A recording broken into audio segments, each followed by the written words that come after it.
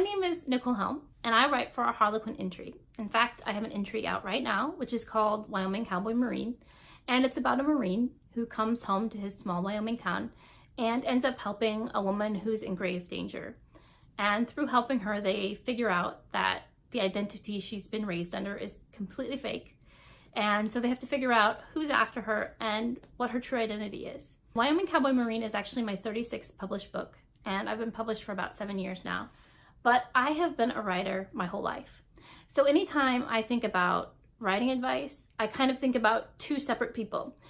The person who just really enjoyed writing and wanted to learn how to express herself through writing, and the person who decided that they thought they could become a published author. I wish someone, when I was just starting out saying I want to write a book, would have set me down and impressed upon me how important it is to finish projects.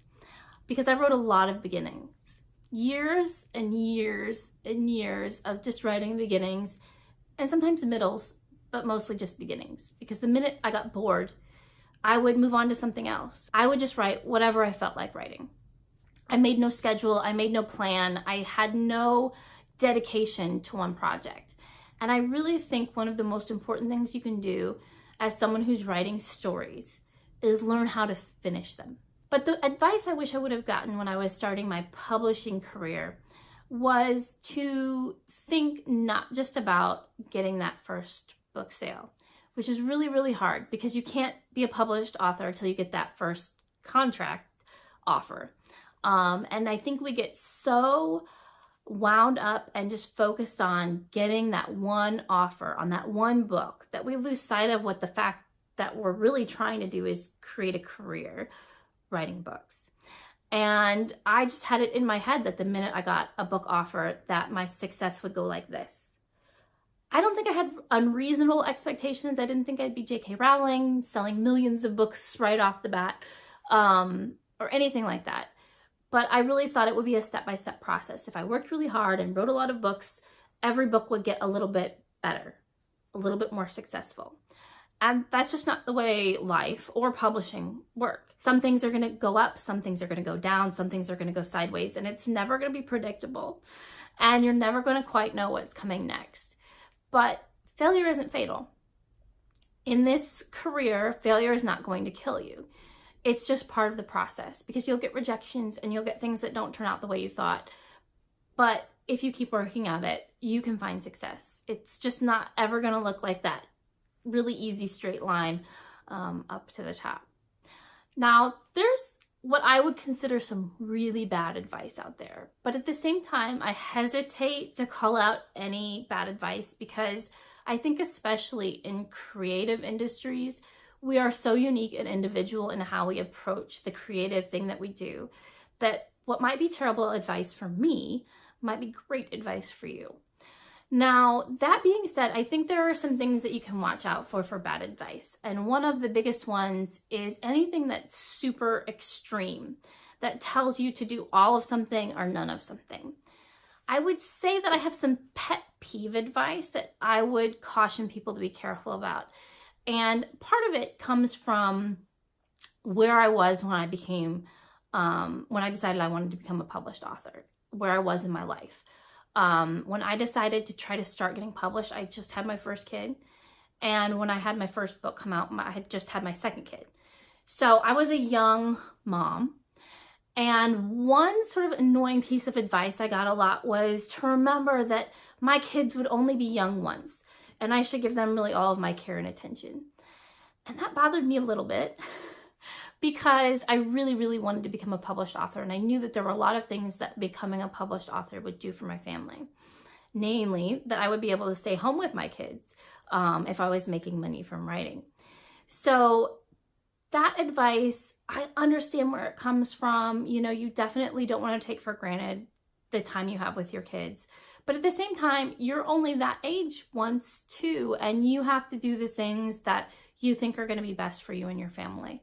Another piece of advice that really kind of got under my skin at that time was that you should invest everything in yourself. This is your dream and you should do whatever you need to do financially, time-wise, to do it. And if your family or significant other or whoever doesn't support you, they're toxic and they're going to ruin your dreams. And that's a really extreme point of view too.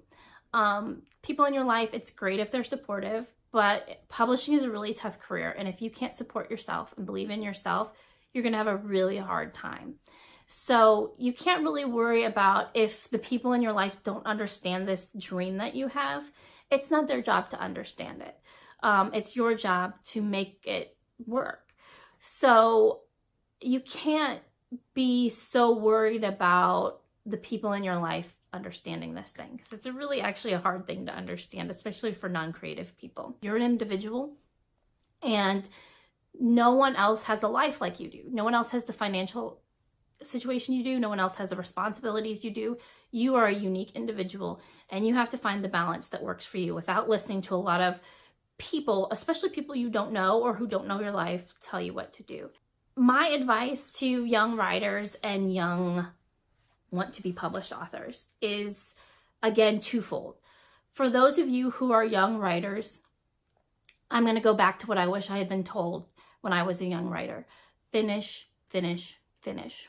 Write your butt off and finish those projects. Have a dedication to each project that you're going to finish it, because nothing else comes after that if you don't learn how to finish projects. Don't revise the same project over and over again. The more books you write, the more you learn. And with that, hand in hand, is reading. Read the kind of books that you want to write.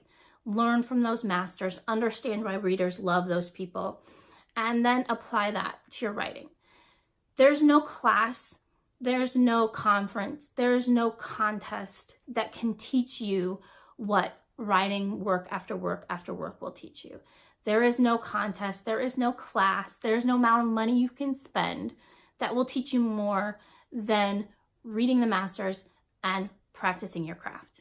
So that is my number one piece of advice for young writers. Write, write, write, read, read, read. That is the number one thing you can do for yourself.